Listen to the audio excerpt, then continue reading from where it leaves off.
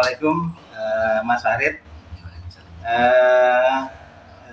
Jangan perkenalkan pada kawan-kawan mahasiswa Kota Sabang, kemudian di prodi apa? Silakan. Oke, sebelumnya Assalamualaikum warahmatullahi wabarakatuh. Perkenalkan, nama saya Farid Kurniasandi, biasa dipanggil Farid. Saya dari Fakultas Ekonomi, Prodi Ekonomi Pembangunan, dan untuk saat ini saya semester 6. Iya, oke. Mas Farid, ini kenapa Mas Farid berkeinginan untuk mengambil program MSIP ini? Kira-kira apa yang menjadi keinginan kuatnya? Mungkin pertama gini Pak, terkait program MSIP ini kan memang kalau diundar baru saat inilah. Yang kemarin kan cuma studi independen saja yang bisa, dan alhamdulillah untuk tahun ini ada beberapa yang lolos magang. Dan alasan saya memilih program magang sendiri, yang pertama tentunya pengalaman dari perusahaan langsung, di mana nanti kita bertemu dengan mentor, kita dapat wawasan pengetahuan terkait bagaimana dunia kerja yang real, gimana di lapangan, dan ya kita dapat manfaat di situ. Itu yang pertama. Yang keduanya yaitu terkait adanya BPH di dalam program magang ini. Apa BPH itu, Mas? Biaya hidup, Pak. Oh, biaya hidup ya. Biaya hidup dari Pemerintah ya.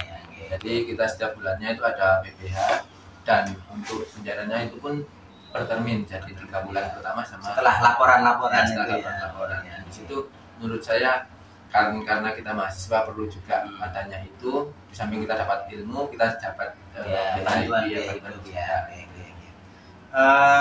Apakah teori-teori yang diberikan di bangku kuliah itu cukup, Mas, untuk bisa menunjang itu? Artinya apakah hanya perlu teori kuliah saja, tapi atau harus juga ditunjang dengan MSIP?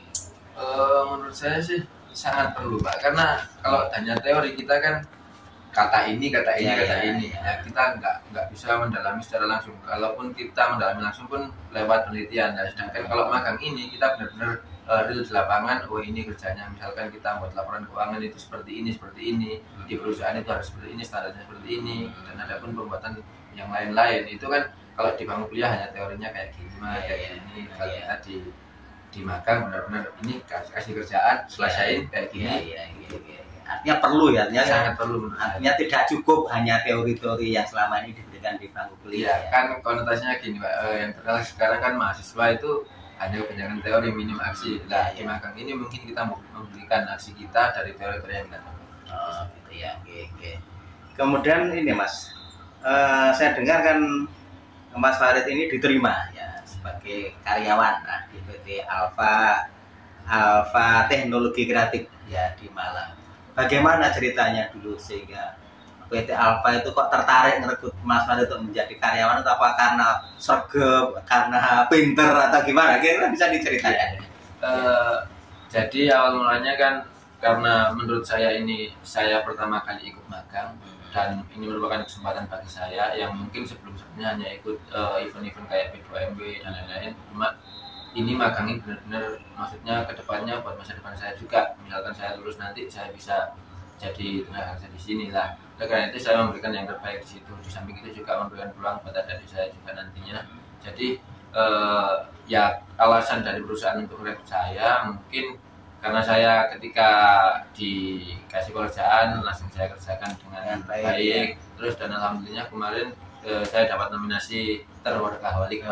Jadi termasuk pekerja keras ya.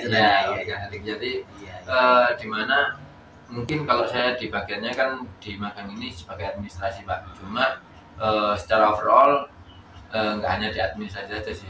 Saya kemarin backup jadi interviewer juga. Terus yang awalnya jadi admin operasional, tapi dulunya saya SMK punya basic di akuntansi, jadi saya dialihkan ke keuangan. Dan alhamdulillahnya mungkin ya mohon doanya mungkin di akhir tahun nanti bisa naik di kepala.